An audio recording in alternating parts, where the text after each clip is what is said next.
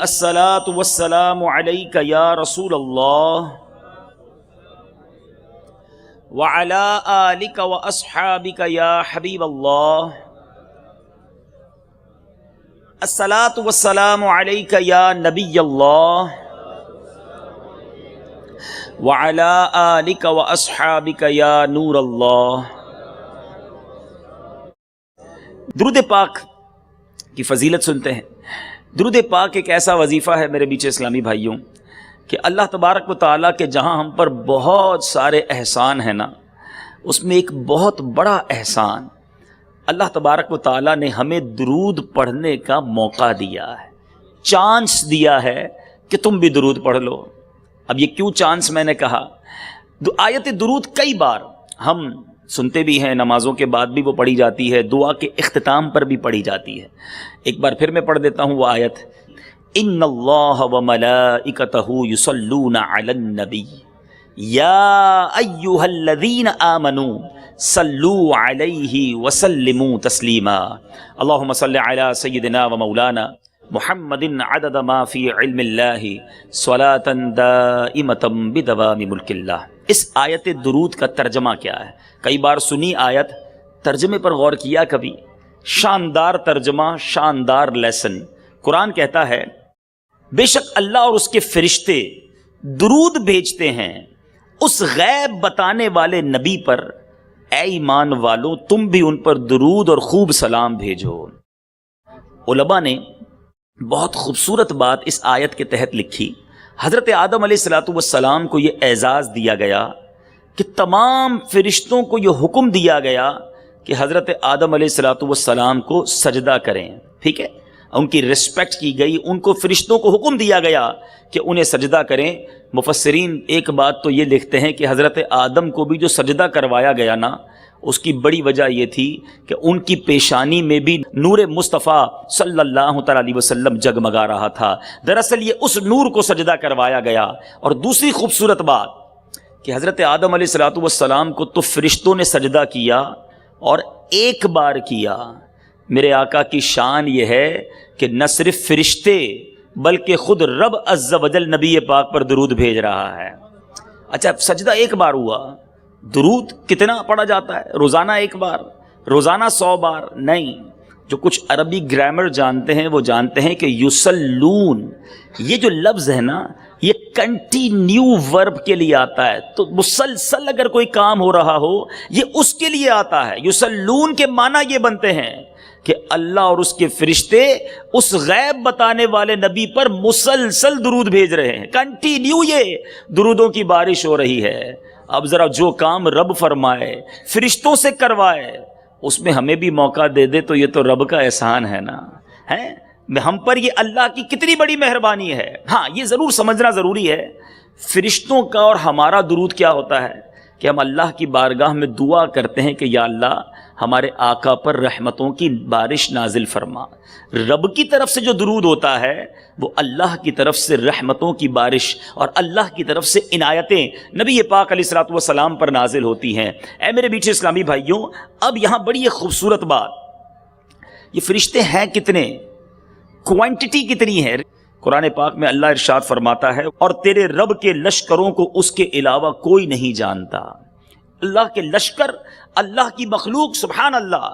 اور اب فرشتوں کے بارے میں میرے بیچ اسلامی بھائیوں مختلف حدیثوں میں مختلف مقامات پر فرشتوں کی کیٹیگریز بیان ہوئیں۔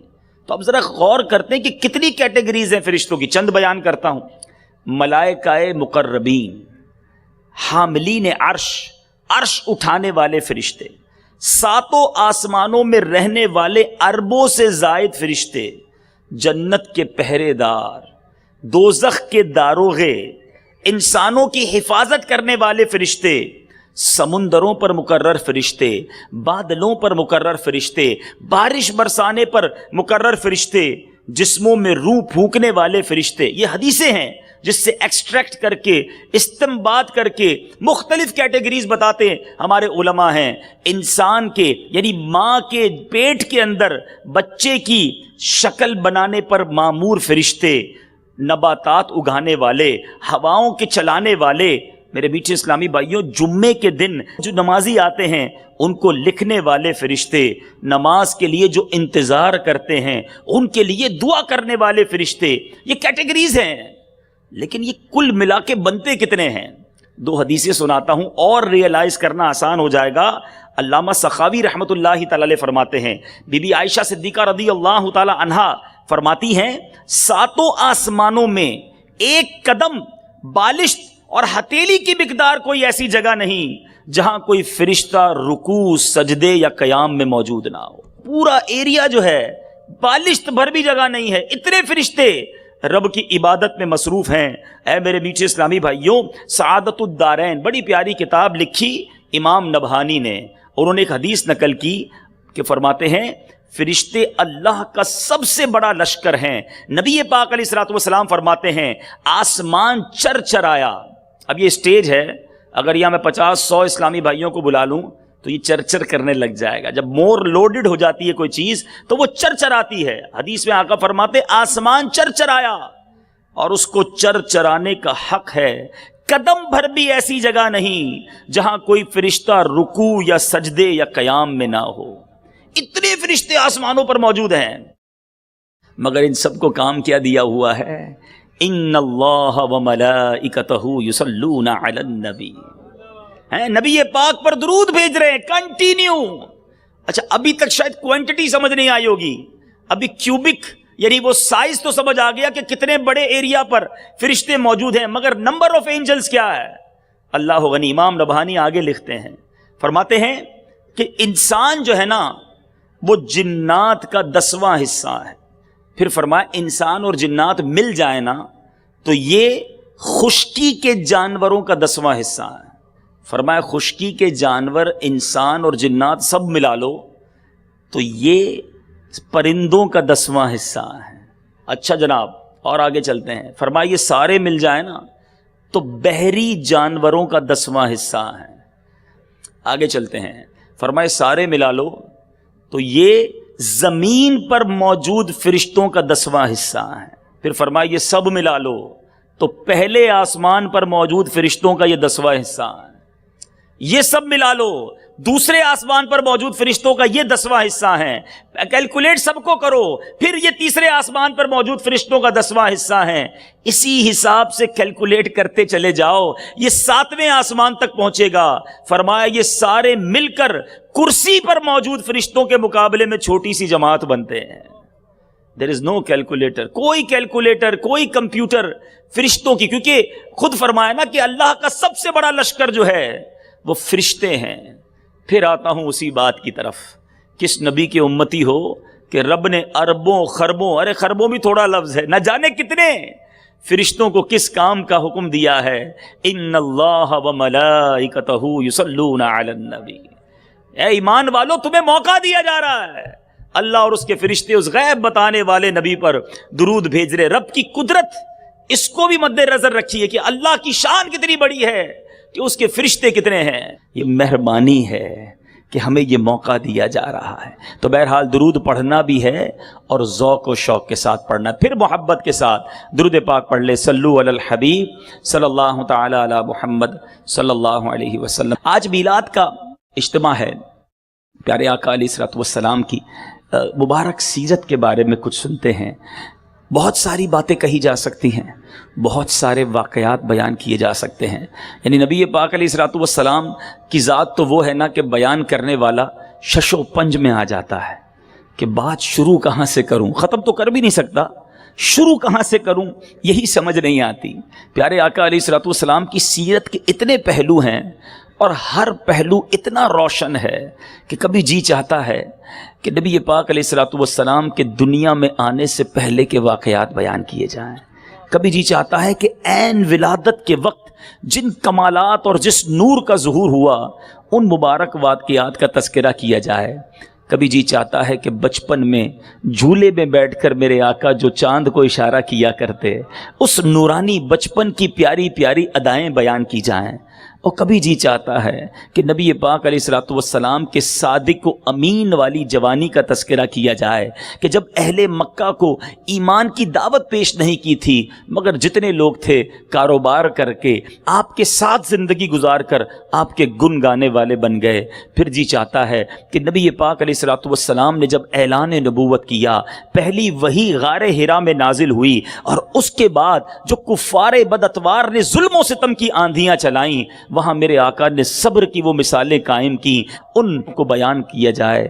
پھر کبھی جی چاہتا ہے کہ نبی پاک کے ہجرت کے مبارک سفر کو بیان کیا جائے۔ صدیق اکبر رضی اللہ تعالی عنہ کی رفاقت پر رشک آتا ہے کہ جو نبی پاک کو کاندھوں پہ سوار کر کے کبھی غار ثور لے جاتے ہیں، کبھی غار ثور کے سوراخوں کو بند کرتے ہیں، کبھی گود میں نبی پاک کو آرام کا عرض کرتے ہیں اور سانپ کے کاٹے پر بھی صبر کرتے ہیں۔ اور نبی پاک کا وہ داخلہ مدینہ منورہ کا جس کو سیرت نگاروں نے سنہرے حروف میں لکھا، جب اہل مدینہ نے دو رویا کھڑے ہو کر طلع البدر علینا من ثنیات الوداع وجب الشکر علینا ما دعا للہ داعی کے نغمے گنگنا کر میرے آقا کا استقبال کیا، اس کا تذکرہ کیا جائے۔ مدینہ منورہ میں میرے آقا نے جو مسجدوں کی تعمیر کی، نبی پاک علیہ الصلوۃ والسلام نے کس طرح مدینہ منورہ میں رہ کر اسلام کی ترویج و اشاعت کی، اور صحابہ کرام کے کیسے کیسے قربانی کے واقعات ہیں وہ بیان کیے جائیں، عقل حیران ہو جاتی ہے۔ بہرحال عربی کا ایک مقولہ ہے، اگر پورا کام نہ بھی کر سکو تو کچھ ضرور کرنا چاہیے، سبھی نہیں چھوڑ دینا چاہیے، اسی پر عمل کرتے ہوئے آئیے میں سرکار علیہ الصلوۃ والسلام کی سیرت کا ایک شاندار، ایک نہایت روشن پہلو آپ کے سامنے اس نیت کے ساتھ رکھنے جا رہا ہوں۔ آئے ہیں کچھ لے کر جانا ہے، کچھ بدل کر جانا ہے، اپنی ذات میں کچھ امپلیمنٹیشنز کرنی ہے۔ نبی پاک کی سیرت کا ایک شاندار واقعہ، بہت سارے کاروباری لوگ بیٹھے ہیں، لین دین ہم بھی کرتے ہیں، کبھی کسی کو پیمنٹ دینی ہوتی ہے، کبھی کسی سے لینی ہوتی ہے۔ نبی پاک علیہ الصلوۃ والسلام نے ایک شخص سے ڈیل کی تھی، اب اس ڈیل کا رزلٹ کیا ہوا؟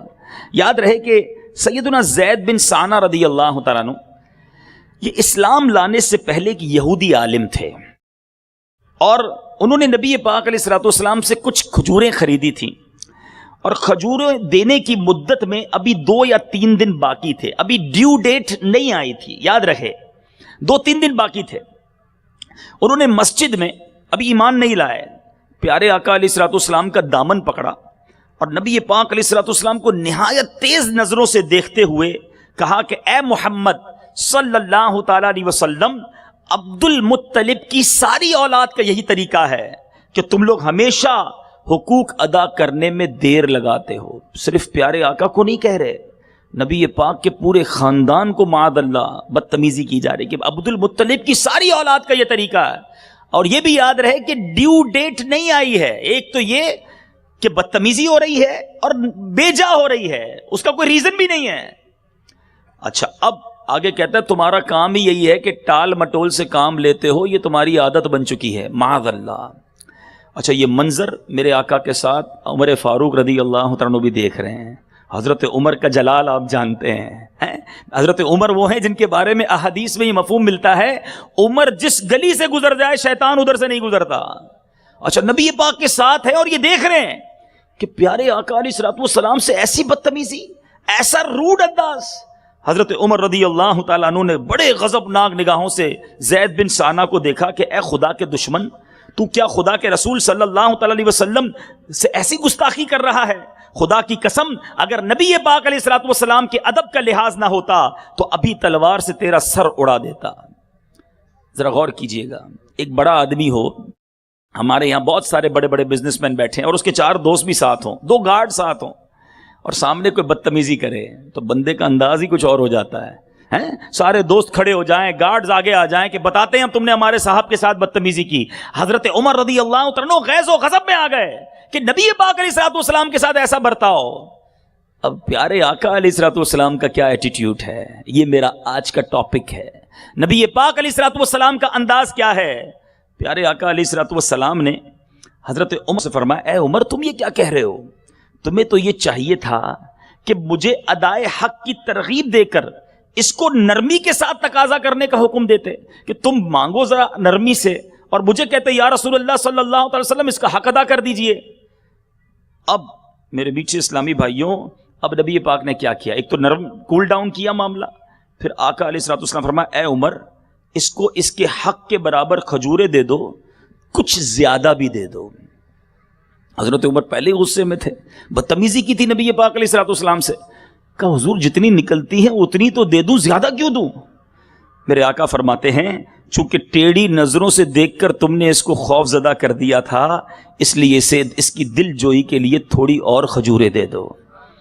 اچھا ایک بڑی خوبصورت بات ہے اس واقعے میں، باتیں تو بہت ساری بیان ہو سکتی ہیں، نبی پاک علیہ الصلوۃ والسلام خود بھی تو زیادہ کھجورے دے سکتے تھے، ہیں حضرت عمر کے ہاتھ سے کیوں دلوائیں؟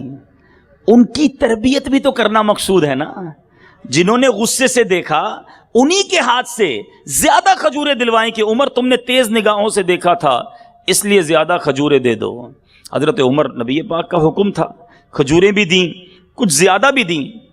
زید بن ثانہ کہتے ہیں عمر زیادہ کیوں دے رہے ہو، میری تو اتنی نہیں نکلتی۔ کہ میرے آقا نے کہا ہے کہ میں نے تمہیں تیز نگاہوں سے دیکھا ہے اس لیے میں تمہیں کچھ زیادہ کھجورے دے رہا ہوں۔ اچھا زید بن ثانہ کہتا ہے اے عمر جانتے ہو میں کون ہوں؟ کہا کون ہو؟ کہا میں زید بن ثانہ ہوں، نام بڑا تھا اس کا۔ حضرت عمر کہتے تم وہی زید بن ثانہ ہو جو یہودیوں کا بہت بڑا عالم ہے؟ کہا ہاں میں وہی ہوں۔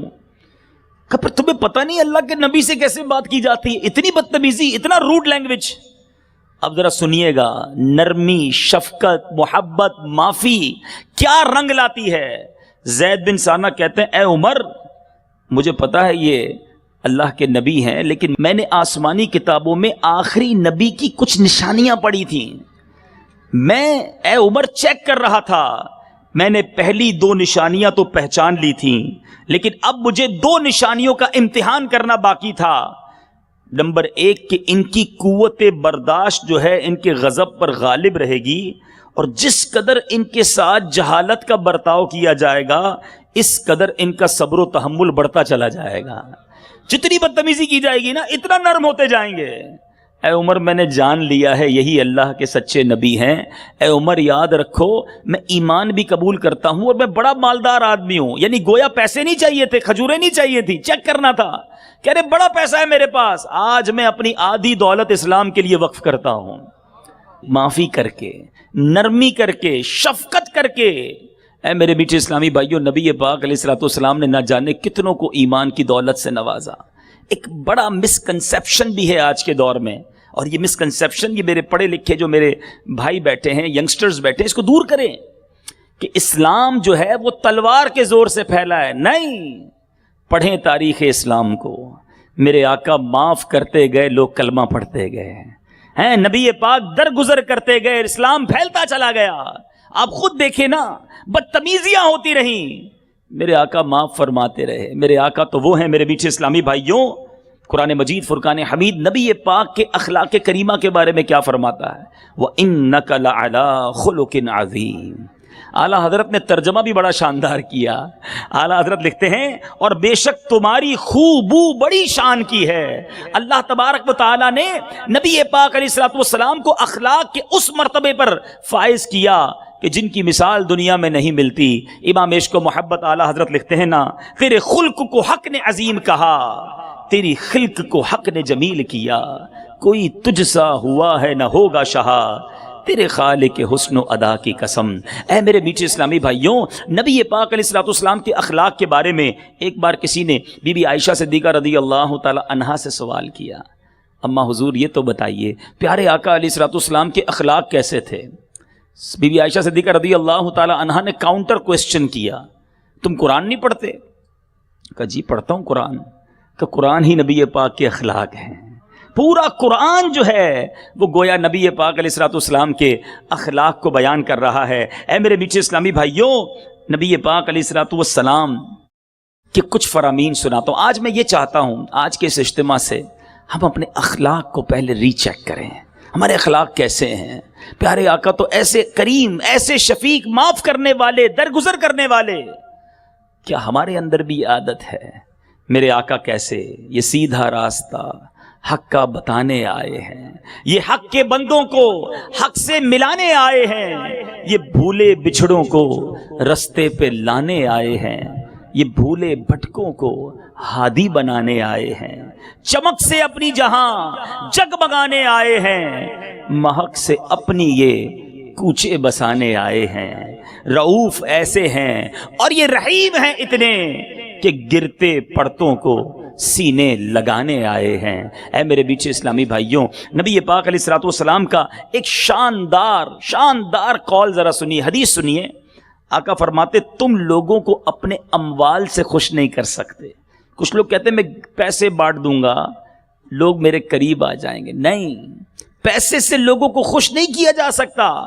آقا فرماتے لیکن تمہاری خندہ پیشانی اور خوش اخلاقی انہیں خوش کر سکتی ہے۔ مسکراہٹ جو ہے نا، نرم دلی، اخلاق، یہ پیسوں سے زیادہ کارآمد ہے۔ بعض لوگ جب مال ہوتا ہے تو سمجھ لیں میں سب کے دل میں اتر جاؤں گا، پیسے سے دل نہیں خریدے جاتے۔ آپ کسی کے جسم پر تو حکومت کر سکتے ہیں، لیکن اگر دلوں پر حکومت کرنی ہے تو وہ اخلاق کے ذریعے ہوگی، وہ محبت کے ذریعے ہوگی، وہ مسکراہٹ کے ذریعے ہوگی۔ نبی پاک علیہ الصلوۃ والسلام فرماتے ہیں قیامت کے دن آپ جاننا چاہیں گے میزان عمل لگے گا نا، سب سے زیادہ وزنی عمل کون سا ہوگا؟ ظاہر ہے جتنا وزنی ہوگا نیکیوں کا پلڑا بھاری ہو جائے گا۔ آقا فرماتے کل قیامت کے دن بندہ مومن کے میزان عمل میں حسن اخلاق سے زیادہ وزنی کوئی عمل نہیں ہوگا، اور بے شک فحش گوئی اور بد کلامی کو اللہ عز و جل پسند نہیں فرماتا۔ دا موسٹ پاورفل ڈیڈ، سب سے زیادہ وزندار جو میزان عمل پر عمل ہے وہ حسن اخلاق ہے۔ ہماری توجہ ہی نہیں ہے۔ بعض اوقات ہم نمازیں پڑھ رہے ہوتے ہیں، روزے بھی رکھ رہے ہوتے ہیں، عبادتیں بھی کر رہے ہوتے ہیں، اخلاق پر کتنی توجہ ہے ہماری؟ اے میرے بیچ اسلامی بھائیوں، نبی پاک علیہ الصلوۃ والسلام وہ ہیں جن کی وجہ سے ہماری بخشش ہونی ہے۔ آقا فرماتے ہیں قیامت کے دن، اب میں ہاتھ تو نہیں اٹھوا سکتا، یہ پوچھوں تو ظاہر ہے ہر مسلمان کے دل کی تمنا ہوگی کہ سبھی یہ چاہتے ہوں گے کہ قیامت کے دن پیارے آقا کے قریب ہو جائیں۔ نبی پاک فرماتے ہیں میرے نزدیک تم سب سے زیادہ پسندیدہ اور قیامت کے دن مجھ سے قریب وہ لوگ ہوں گے۔ کون ہوں گے؟ اس میں یہ نہیں کہ نمازیں زیادہ پڑھنے والے، نفل زیادہ پڑھنے والے، زیادہ نفلی روزے رکھنے والے، نہیں، فرماتے ہیں جن کے اخلاق سب سے زیادہ اچھے ہوں گے۔ آقا کے قریب ہوں گے قیامت کے دن وہ لوگ جو نرم ہوں گے، جو شفیق ہوں گے۔ اے میرے بیچ اسلامی بھائیوں، ام المومنین سیدنا عائشہ صدیقہ رضی اللہ تعالی عنہا سے کسی نے پوچھا کہ کیا نبی پاک علیہ الصلوۃ والسلام گھر میں کام کیا کرتے تھے؟ بی بی عائشہ فرماتی ہاں، آپ اپنے نالین مبارک خود گھانٹتے، کپڑوں میں پیوند لگاتے اور وہ سارے کام کیا کرتے تھے جو مرد اپنے گھروں میں کرتے ہیں۔ اے میرے بیچ اسلامی بھائیوں، مفتی احمد یار خان نعیمی بڑی پیاری بات لکھتے ہیں، فرماتے ہیں اچھے اخلاق والے کی دنیا دوست ہوتی ہے، برے اخلاق والے کے سب دشمن ہوتے ہیں، گھر والے بھی اور باہر والے بھی۔ اے میرے بیچ اسلامی بھائیوں، ہم سوچیں کہ ہمارے اخلاق سے ہمارے گھر والے خوش ہیں کہ نہیں ہیں۔ آج گھر میں حال بہت برا ہے، لوگ باہر اگر اخلاق والے بھی ہیں نا تو فیملی کے ساتھ ان کے اخلاق اچھے نہیں ہیں۔ اے میرے بیچ اسلامی بھائیوں، ایک طرف میرے آقا بھی تو شوہر ہیں نا، بی بی عائشہ کہتی ہیں کہ گھر کے کام کاج کیا کرتے، مگر آج معمولی سے کام کے لیے بھی گھر والوں کو تنگ کیا جاتا ہے۔ حالانکہ کئی کام شوہر بآسانی کر سکتا ہے، مگر اس کا مزاج ہی اپنی بیوی پہ حکم چلانے کا ہوتا ہے۔ میرے بیچ اسلامی بھائیوں، ذرا سا ہلنا اپنی شان کے خلاف سمجھتا ہے۔ اگر کوئی کام بیوی کر بھی دے تو جان بوجھ کر بھی 100 طرح کے نقص نکالتا ہے۔ نکتہ چینی بہت عام ہے، نمک زیادہ ڈال دیا، مرچی کم ڈال دی، پانی لے کر آئے تو شیشے کے گلاس میں کیوں نہیں لے کر آئی، ٹھنڈا اتنا کر دیا، ارے آج تو مجھے سادہ پینا تھا، چائے پلائی تو وہ بھی ٹھنڈی ہے، چینی زیادہ ڈال دی، کچھ نہ کچھ نقص نکالنا ہی نکالنا ہے۔ ایسا نہیں کرنا چاہیے میرے میٹھے اسلامی بھائیوں۔ بعض اوقات گھر والے کہتے کچھ نہیں مگر دل میں وہ بھی سوچ رہے ہوتے ہیں۔ اللہ کی بندی تو وہ بھی ہے نا، اپنی جگہ رکھ کر سوچیں کسی کو کہ اگر میں آج کسی کے ہر کام میں نقص نکال رہا ہوں تو میرے کاموں میں کتنے نقص موجود ہیں۔ مجھے ایک بزرگ کا واقعہ یاد آیا، بہت اللہ کے بڑے ولی تھے۔ ایک کپڑا سیا انہوں نے، اور کپڑا سینے کے بعد انہوں نے ایک کپڑے کے بیپاری کو سیل کرنے کے لیے دیا، بڑا اپنے طریقے سے اس کو کڑائی وغیرہ جو بھی تیار کرنا تھا کیا۔ اس کپڑے کے بیپاری نے اس میں عیب نکالنا شروع کر دیے کہ اس میں سٹچنگ فالٹ بھی ہے، اس میں کلر اسکیم بھی ٹھیک نہیں ہے، اس کی فنیشنگ بھی اچھی نہیں ہے۔ وہ بزرگ رونے لگے، وہ کپڑے کا بیپاری حیران ہو گیا، بولے ٹھیک ہے اب روئیں تو نہیں، میں خرید لیتا ہوں، لیکن جو اصل بات تھی میں نے وہی بتائی۔ کہتا اس لیے نہیں رو رہا کہ تم میرا کپڑا نہیں خرید رہے۔ مجھے یہ خیال آ گیا کہ میں نے تو اپنے طور پہ اس کپڑے کو پرفیکٹ بنایا تھا، لیکن جب یہ کپڑا ایک اسپیشل، اس فیلڈ کے اسپیشل آدمی کے ہاتھ میں گیا تو اس نے اس میں نقص نکالنا شروع کر دیے۔ میں نے تو سجدے اپنے طور پر ٹھیک کیے ہیں، نمازیں ٹھیک پڑھی ہیں، عبادتیں ٹھیک کی ہیں، لیکن اگر قیامت کے دن مجھے بتایا گیا کہ تمہارے سجدے قبول نہیں، ان میں اخلاص نہیں تھا، تمہارے روزے قبول نہیں، ان میں للہیت نہیں تھی، تمہاری زکوٰۃ، تمہارے عطیات اس لیے قبول نہیں کہ اس میں اللہ کی رضا نہیں تھی، اس دن میرا کیا بنے گا؟ ارے میں تو عبادت صحیح سمجھ کر کرتا رہا۔ میٹھے اسلامی بھائیوں، یہ انداز تھا ہمارے اسلاف کے مائنڈ سیٹ کا۔ آج میں اور آپ جو لوگوں کے اندر نقص نکالنے کے عادی ہوتے ہیں نا، چاہے فیملی ممبر ہو چاہے باہر کے لوگ ہوں، آج کسی کے نقص نکالنا بڑا اچھا لگتا ہے، سب سے آسان کام ہی تنقید کرنا ہے، لیکن یہ تنقید کرنے والا، کسی کو ڈی مورلائز کرنے والا، کسی کو جناب ذلیل کرنے والا، کسی پر طنز کرنے والا سوچے کہ جب میرے اعمال رب کی بارگاہ میں کھلیں گے اور وہاں میری خطائیں لوگوں کے سامنے آئیں تو کیا منہ دکھاؤں گا؟ کس لیے نمازیں پڑھتے تھے؟ چھپ چھپ کر جب اکیلے میں نماز پڑھتے تھے تو وہ انداز تھا جو لوگوں کے سامنے نماز پڑھنے کا انداز ہے؟ کیا اسی انداز سے، اسی خشوع و خضوع سے عبادت کرتے ہو جب اکیلے کمرے میں بند ہوتے ہو؟ بہت ساری ہماری خطائیں ہیں۔ ایک بات یاد رکھیں میرے بیچ اسلامی بھائیوں، روایتوں کا مفہوم ہے جو کسی مسلمان کے عیب چھپاتا ہے اللہ بھی اس کے عیب چھپا دیتا ہے۔ بعض اوقات پتہ چل جاتا ہے کہ یار فلاں کی فیملی میں یہ ہو گیا ہے، مسلمان کا کام پتہ ہے کیا ہے؟ اس کو بالکل بھول جائے۔ آپ پر واجب تو نہیں نا کہ آپ کو پتہ چل گیا کسی کے بیٹے نے یہ کام کیا ہے فوراً فون اٹھائیں گے، ہاں پتہ چلا، ہاں اپنے پڑوسی، ہاں اس کے بیٹے نے یہ کر دیا، ہاں اس کی بیٹی نے یہ کر دیا، ارے اس کے بزنس میں یہ پرابلم ہو گیا، ہاں اس کے یہاں چھاپا پڑ گیا، اس کے یہاں پولیس آ گئی، تمہیں پتہ نہیں چلا اس کا نام کتنا برباد ہو گیا۔ استغفر اللہ، تمہیں کیوں مزہ آ رہا ہے؟ کسی کا کوئی عیب پتہ چل گیا، اب اس کے میسج چلیں گے، اب اس کے واٹس ایپ چلیں گے، اب اس کی جناب تشہیر ہوگی۔ آج کسی کے عیب اچھال کر خوش ہونے والوں، اگر میرے اور آپ کے عیب کھول دیے گئے تو اللہ کو کیا منہ دکھائیں گے؟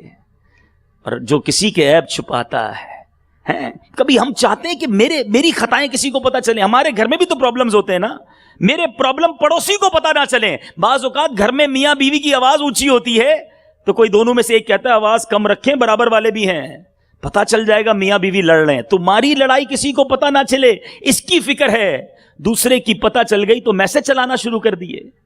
یہ اسلام نہیں ہے میرے بیچ اسلامی بھائیوں۔ اخلاق یہ ہے کہ پتہ بھی چل جائے تو بندہ ایسا ہو جائے جیسے دیکھا ہی نہیں ہے، جیسے پتہ ہی نہیں چلا، عیب جوئی نہ ہو، عیب پوشی کی عادت ہو جائے۔ تو بہرحال میرے بیچ اسلامی بھائیوں، ہمیں طنز، تنقید اور دل آزاری سے بچنا ہے۔ اخلاق کریمہ میرے آقا علیہ الصلوۃ والسلام کے کیسے؟ میرے بیچ اسلامی بھائیوں ایک اور حدیث سنیے۔ آقا فرماتے ہیں خوف خدا اور اچھے اخلاق لوگوں کو سب سے زیادہ جنت میں داخل کریں گے۔ میجورٹی جو جنت میں داخل ہونے والے ہیں نا، وہ اچھے اخلاق والے ہوں گے۔ ہم غور کریں کہ ہم اچھے اخلاق والے ہیں کہ نہیں۔ اے میرے بیچ اسلامی بھائیوں، اب ایک اور خوبصورت حدیث، آقا فرماتے مومن اپنے اچھے اخلاق کی وجہ سے رات میں عبادت کرنے اور دن کو روزہ رکھنے والے کا درجہ حاصل کر لیتا ہے۔ اخلاق کی وجہ سے اتنا بڑا عبادت گزار جو اس کے برابر پہنچ سکتا ہے۔ اللہ مجھے اور آپ کو اچھے اخلاق والا بنا دے، نرم بنا دے، شفیق بنا دے، مسکرانے والا بنا دے، دل آزاریوں سے بچنے والا بنا دے۔ اے میرے میٹھے اسلامی بھائیوں، اب میں اپنے اس بیان کے ایک اور اہم موڑ پر لے کر آتا ہوں۔ بچپن سے سنتے آ رہے ہیں اچھے اخلاق، اچھے اخلاق، اچھے اخلاق، اخلاق اچھے ہونے چاہیے۔ اچھے اخلاق کہتے کس کو ہیں؟ یہ بھی تو کوئی کسی سے پوچھے نا کہ میں مسکراتا ہوں یہی اچھے اخلاق ہے، یا میرے 4 دوست مجھ سے خوش ہیں یہی اچھا اخلاق ہے؟ نہیں، قرآن سے پوچھتے ہیں۔ اے اللہ کے پاک کلام ہمیں بتا کہ اچھے اخلاق ہیں کیا؟ قرآن مجید فرقان حمید میں رب عز و جل ارشاد فرماتا ہے، ترجمہ کنز الایمان، اے محبوب معاف کرنا اختیار کرو اور بھلائی کا حکم دو اور جاہلوں سے منہ پھیر لو۔ امیر المومنین سیدنا مشکل کشا کرم اللہ تعالی وجہ الکریم فرماتے ہیں کہ رسول اللہ صلی اللہ تعالی علیہ وسلم نے مجھ سے فرمایا، کیا میں اگلوں اور پچھلوں کے بہترین اخلاق کے متعلق تمہاری رہنمائی نہ کروں؟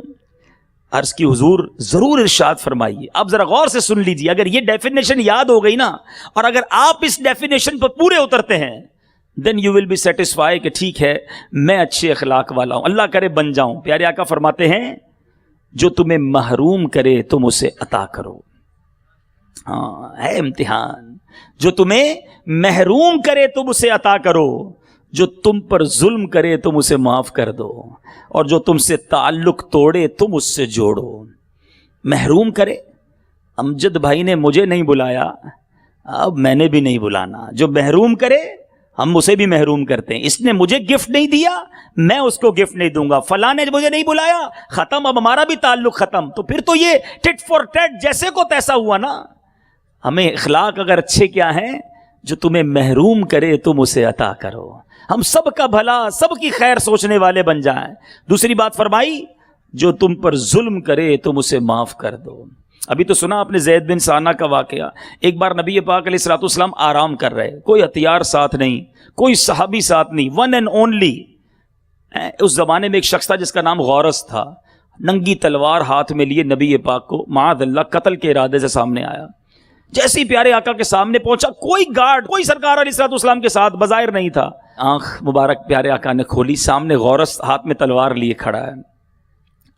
پیارے آقا سے پوچھتا ہے محمد صلی اللہ تعالی علیہ وسلم تمہیں مجھ سے آج کون بچائے گا؟ ہاتھ میں تلوار ہے, نبی پاک آرام فرما رہے, لیٹے ہوئے ہیں. کہ اے محمد صلی اللہ تعالی علیہ وسلم آج تمہیں مجھ سے کون بچائے گا؟ پیارے آقا نے کچھ بھی نہیں کہا سوائے ایک لفظ کے, مگر وہ لفظ کیا تھا؟ اللہ. کیا فرمایا؟ اللہ. اللہ لفظ نکلا کس کی زبان سے؟ رب کے حبیب کی زبان سے. دل میں اتر گیا, غورث کانپنے لگا صرف لفظ اللہ سن کر. کانپتے کانپتے تلوار گر گئی. نبی پاک نے وہ تلوار اٹھائی, فرمایا غورث اب تجھے کون بچائے گا مجھ سے؟ کہتا ہے آپ کریم ہیں, آپ ہی معاف فرما دیں. نبی پاک فرمایا جا میں نے تجھے معاف کر دیا. میرے میٹھے اسلامی بھائیوں, ظلم کرے تم اسے معاف کرو. پیارے آقا کی سیرت بھری پڑی ہے. اگر فتح مکہ کے واقعے کو دیکھا جائے وہ سارے لوگ موجود تھے جنہوں نے ظلم کیا تھا, سب کو تو معاف کیا میرے آقا نے. سلام اس پر کہ جس نے خون کے پیاسوں کو کبائیں دی, سلام اس پر کہ جس نے گالیاں سن کر دعائیں دی. میرے آقا اور صحابہ نے یہ پروف کیا کہ ظلم کرنے والوں کو معاف کیا. ہم کرتے ہیں معاف؟ نہیں جناب, میں نہیں چھوڑوں گا, اس نے مجھے ستایا, اب میں بتاؤں گا میں کون ہوں. اور واقعی ہم بتا دیتے ہم کون ہیں. جب بندہ بدلہ لیتا ہے تو پتہ چل جاتا ہے وہ کون ہے. ہمیں قرآن حدیث یہ سکھاتی ہے کہ معاف کریں, بدلہ نہ لیں, ریونج نہ لیں. ٹھیک ہے بعض اوقات غلطی ہو جاتی ہے انسان سے.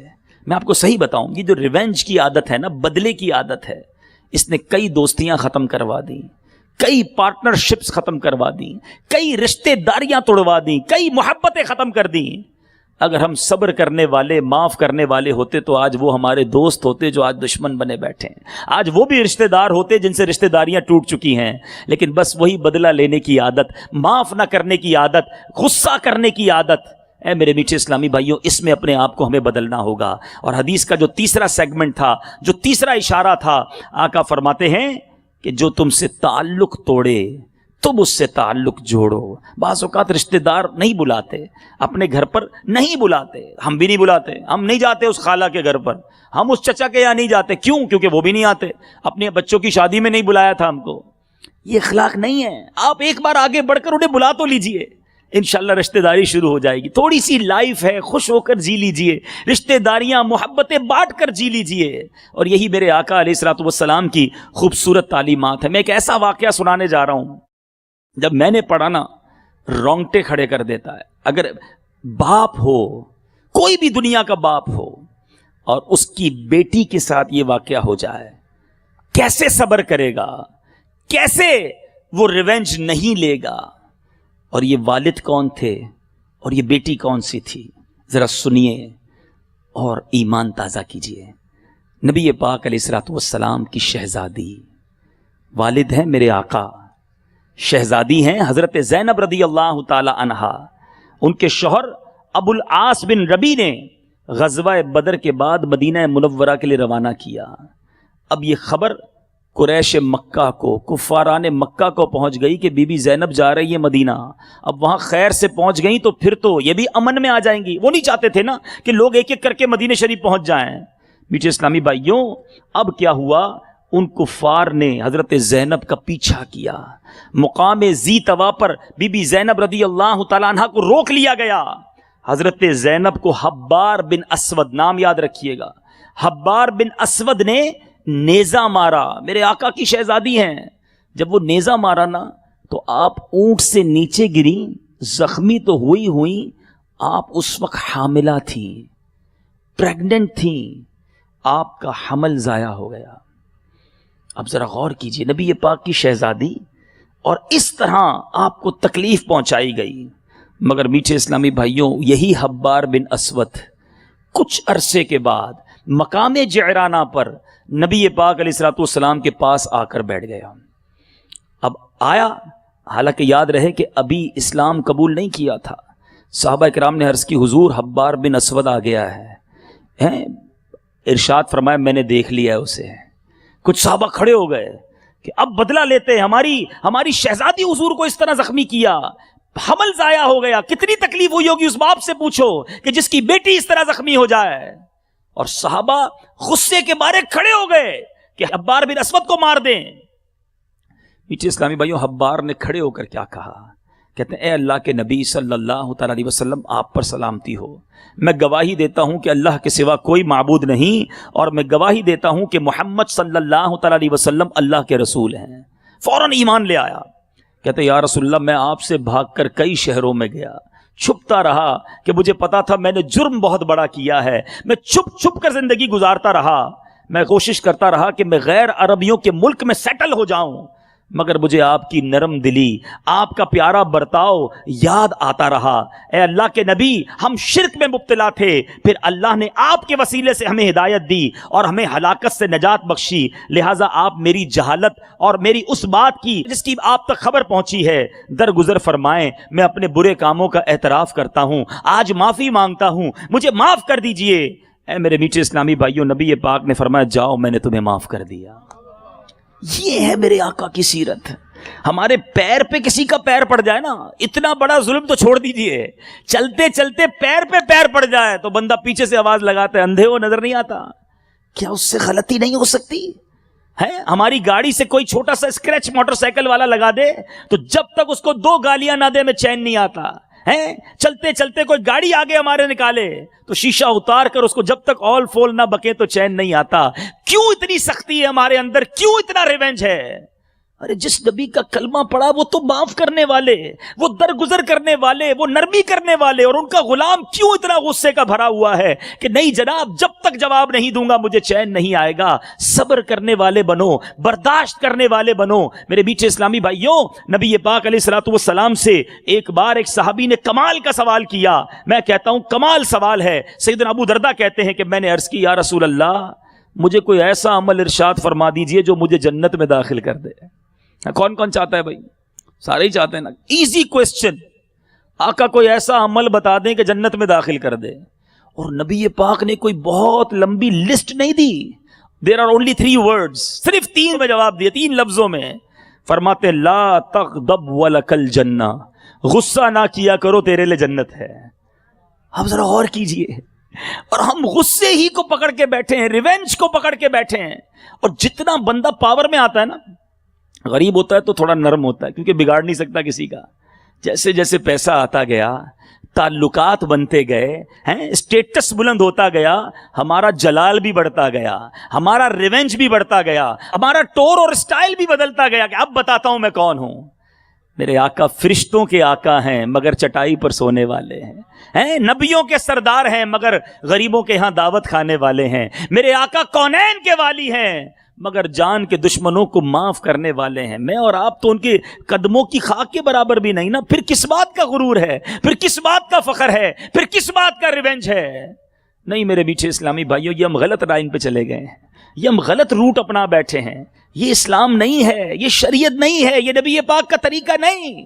غزوہ احد کا موقع، میرے آقا کے چہرے کو زخمی کر دیا گیا، لہو لہان، خون بہ رہا ہے، مگر زبان پر کیا جاری تھا؟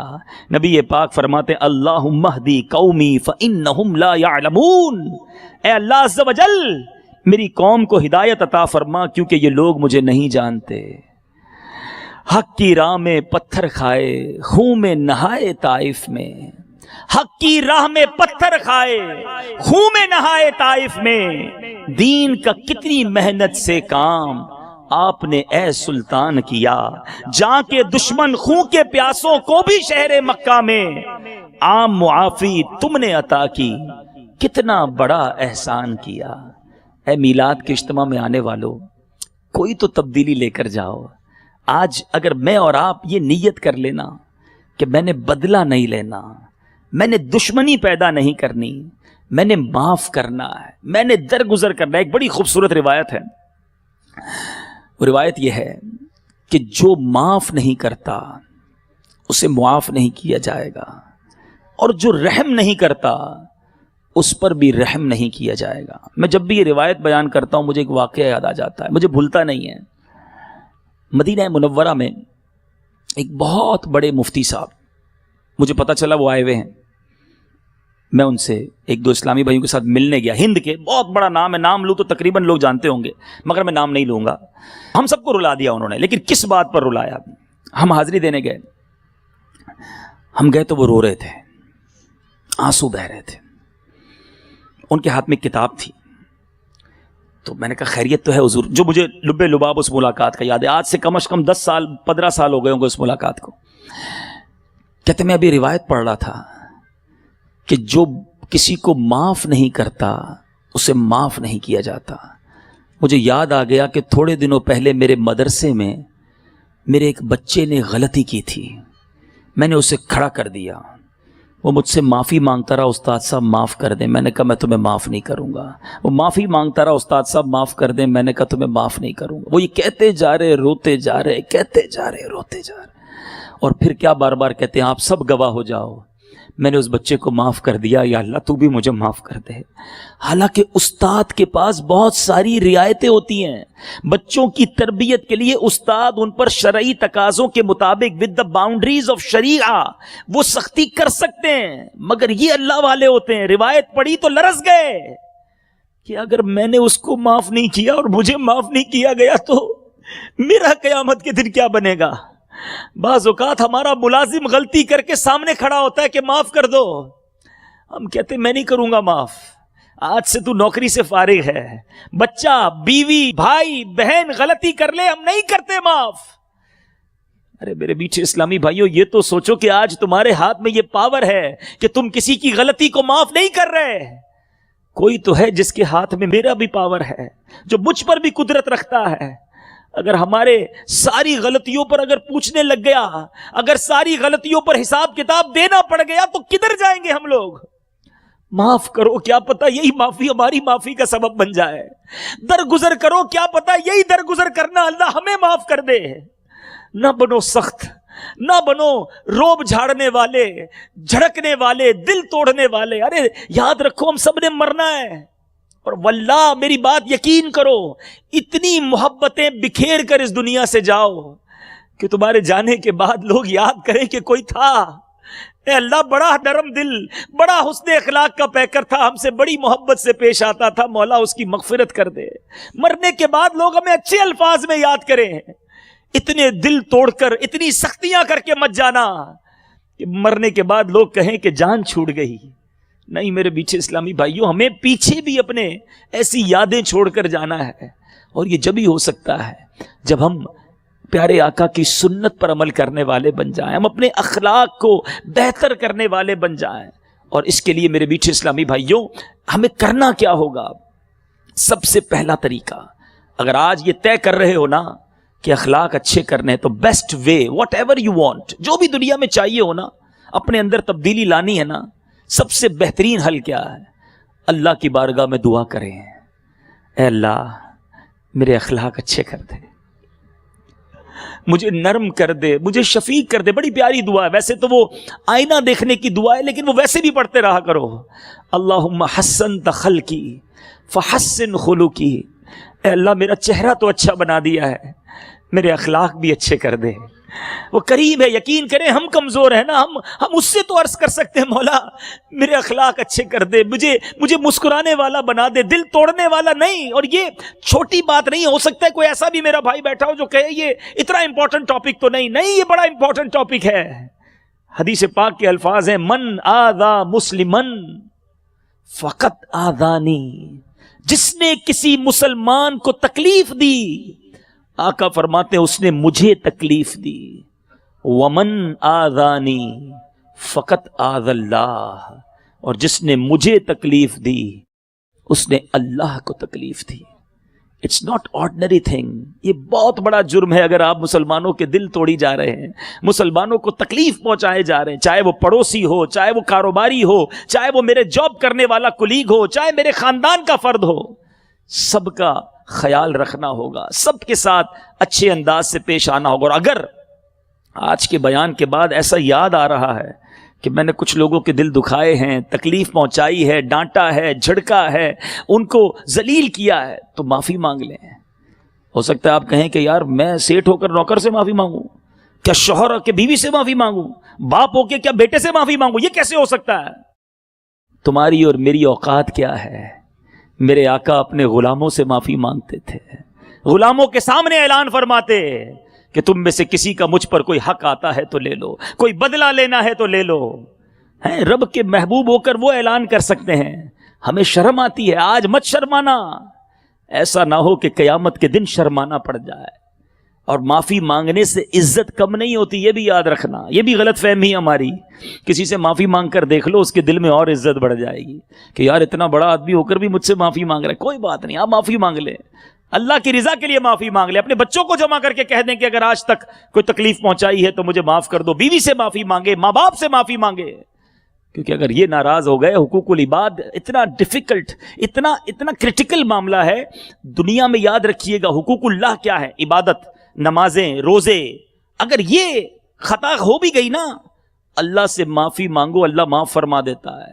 مگر حقوق العباد اگر باقی ہیں, کسی کا حق باقی ہے, جب تک بندہ معاف نہ کرے رب بھی معاف نہیں کرتا.